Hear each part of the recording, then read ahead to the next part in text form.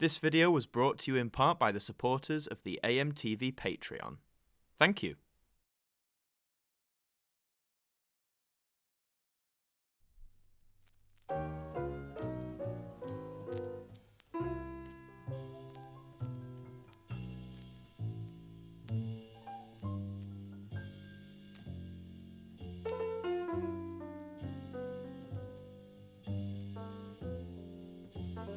Good evening, and welcome to part 2 of this special episode of After These Messages. If you haven't seen part 1, I highly recommend you go back and check that out first. And if you're joining us from part 1, welcome back. It's time to look at another batch of ads with a link to our favourite sci-fi show, Doctor Who. Like part 1, the clips in this video are courtesy of the TV Museum channel, which originally presented these as the Ad Breaks of Death, a title which could actually make for a Who story in its own right. But now, let's jump into the first of our ads today.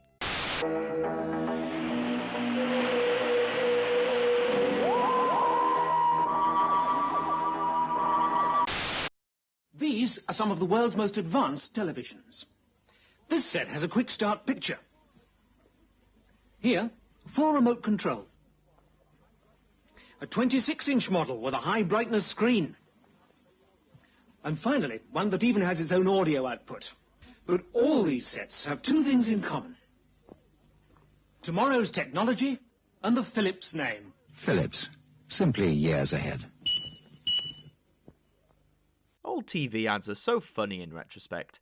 Hearing them boast about advancements like a quick start picture, remote controls, high brightness screen and a headphone jack, they're all features that we take for granted these days, but I'm sure back in 1979 they were mind-blowing. And who better to showcase the latest technical advancements than the Doctor's own technical marvel, K9, voiced by John Leeson, who appears here as himself. Thinking about it, had it been the K9 model presenting the advert, it would have worked just as well. So what's to take away from the ad? Well, 26 inches is clearly the limit of how big tellies are going to get, and if your set doesn't have a quick start picture, then you're clearly doing something wrong. And doesn't the Philips logo kind of look like a weird adaptation of the Pepsi one? Anyhow, in the winter seasons we've got to keep warm, which means in our homes, we'll need some gas.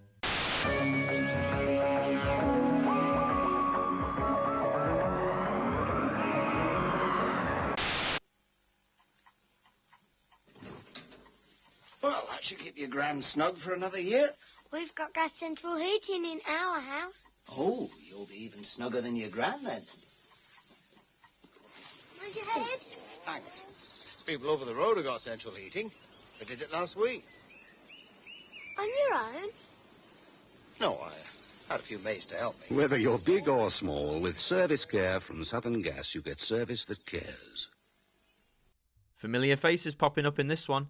In part 1 we saw former companion Ian Martyn showcase products from Philips. This time he's swapped from seafaring to helping people fix up the gas in their homes. I like Ian's choice for a more northern based accent, a very warm and friendly character he creates once again, just as he did in the Philips ad. The tagline for Southern Gas is a bit of a tongue twister though, isn't it? With service care from Southern Gas, you get service that cares. From service care from Southern Gas you get service that cares? Like, yeah, I get it, but by God it's going to take some effort to remember that one. Still, I can believe Ian Martyn as a friendly gas man. So sad that a year after this he would pass away, at the tragically young age of 42. Moving onwards, once the cold and snow have cleared, people want to get out driving and travelling. Well, you're going to need a car to do that.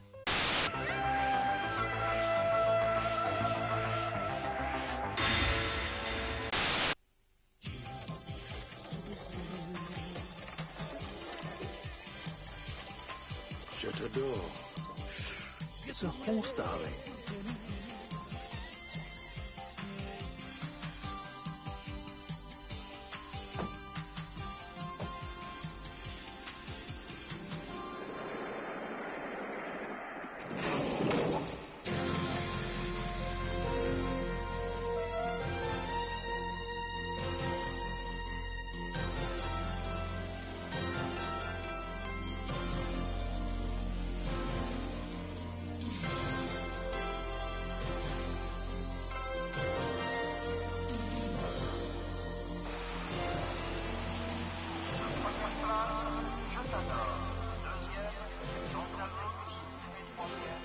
From a little over £11,000 to nearly 200,000 francs, the Rover 800 series. Sadly, this reinforces my loathing for car adverts. Don't get me wrong, if you're into cars, all the specs and features of them and so on, more power to you. I wish I was. To me, car adverts do absolutely nothing. Long as they have 4 wheels and move, that'll set me right. Anyhow, we see Liz Slade in return for another ad, swapping out promoting paint to a car in the Rover 800 series, which honestly looks a bit shabby. I'm sure back in 1987 this must have seemed state of the art, but you can throw all the comparisons to horse racing my way and it still won't convince me at any length to buy one. The whole comparison to horse racing is something that's not new to car adverts. I mean, they do it to all different kinds of sport. Anything that involves speed, they can compare it to their new cars.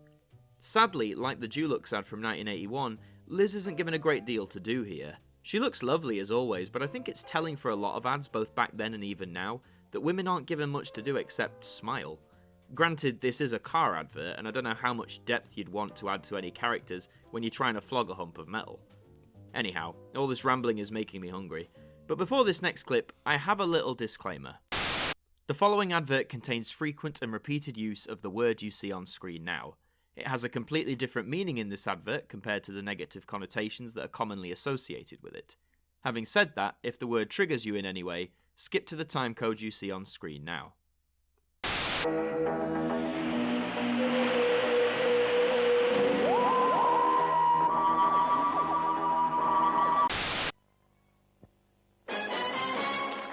Mrs. Turner, identify these pictures. Thick and meaty in a rich sauce. Brains faggots. Oh, they're double faggot burgers. Rice with pineapple cubes. Sweet and sour faggots. Hi. What other good food costs so little and lets you do so much? And here's your prize. Use your brains. Save money. This is certainly a funny one to analyse. Apparently back in the day these were quite a common thing to eat, especially for those who were on a budget. I can't say I've ever tried them myself, but from what I've heard, if you look hard enough, they can still be found in certain shops around the UK. The Who connection here comes with the game show host, William Russell, who played the first ever male companion, Ian Chesterton, from 1963 to 1965. I like the idea of a game show motif being used to promote food, if anything because this fictional show, Use Your Brains, looks like the tackiest kind of show the 1970s could throw up. It's a shame that the word associated with this food has negative connotations towards those in the LGBT community, and it's a word that really has no place within our society because of that. This ad serves as an example of history, of a time when the word had other meanings and associations, but it's always nice to see the warm smile of William Russell, one of the great stalwarts of the Doctor Who universe. I'm still kinda hungry though, you know. What else have we got?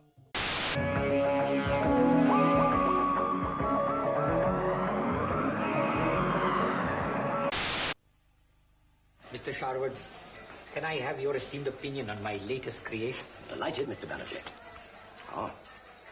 Succulent chicken, fenugreek, coriander, and fresh ginger. A perfectly excellent chicken korma. If you could deep freeze it, I'd take a few plates. This way forward. How deep do you want it frozen? At last, authentic Indian food from the freezer. If anyone would, Charwood. Nothing like a fine Indian cuisine. As you could probably see from a few seconds in, our Who link here is the third Doctor himself, John Pertwee, playing Mr. Charwood, the man seemingly behind the Charwood name, known for providing authentic Indian dishes to millions around the UK. We get a few tantalising glimpses of the korma in question, which looks mighty delicious, even if many of you out there don't consider it to be an actual curry. Korma is pointless, it's futile, I won't touch it. The tagline for this one is quite simple and catchy too, making good use of the wordplay involved with the brand. There's not a great deal more to say on this one. It's a simple ad advertising the delights of an authentic Indian recipe, but after all that food, it's always good to wash things down with a nice hot drink. So, what have we got in the cupboards?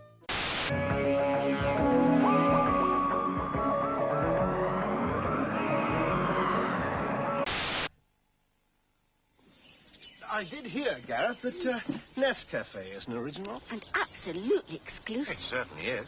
Absolutely. Yes. A special blend and roast that gives you the richer, smoother Nescafe taste. Absolutely exclusive, Peter.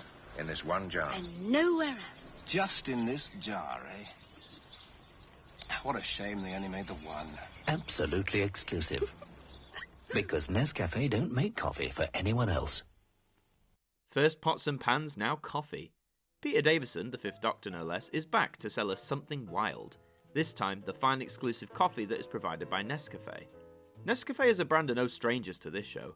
Some years ago we took a look at their epic love story that they presented over several years, all to promote some Nescafe Gold Blend coffee, of course. They seem to have had this thing going on in the 80s about exclusivity, like their coffee was better and superior than anyone else's at the time. Having these three promote that idea certainly helps reinforce that fact. It looks as if Peter filmed this after his time concluded on Who. His hair seems shorter, and if anything, he's dressed more like his character from All Creatures Great and Small, Tristan. I think I prefer his Pots and Pans ad, where we all wear tight black outfits and have video watches in the year 1993. Now then, I think it's time for our final ad of this Who linked marathon, and to finish, speaking of video watches, I think this one is quite apt.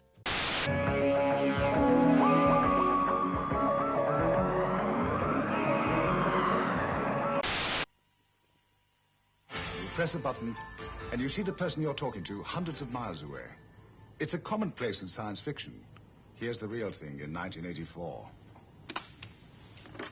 Hello, John. Hello, Tom. Hang on a minute. The viewphone is under test at British Telecom's Martlesham Research Establishment.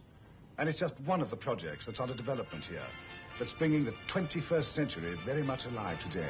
British Telecom, the power behind the button. The future, man.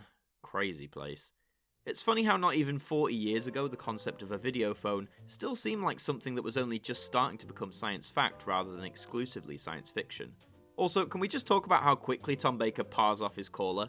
Hello, John. Hello, Tom. Hang on a minute. I suppose to demonstrate a concept that still very much seemed like an impossibility, why not get a figure who's so associated with those concepts than Doctor Who himself? If you think about it, it's not really advertising a certain product, it's more just BT flexing their muscles, saying how amazing they are. I mean, the viewphone as they call it seems to be limited to black and white pictures at this stage, but hey, who knows, maybe one day we can dream of viewing our callers in colour. Though, to be honest, that's quite far-fetched, isn't it? It'll never happen. And that, dear viewers, brings us to the end of this double-part extravaganza here on After These Messages. I hope you enjoyed it, and if you did, please leave a like on this video. I've got more ideas for future episodes, and if it's something you'd like to see, let me know in the comments, and subscribe to the channel if you're new. If you want early access to videos on my channel, as well as other fab features, please consider supporting us on Patreon for as little as £1 a month. I've been Adam Martyn from AMTV, and I shall see you after these messages. We'll be right back. Good night.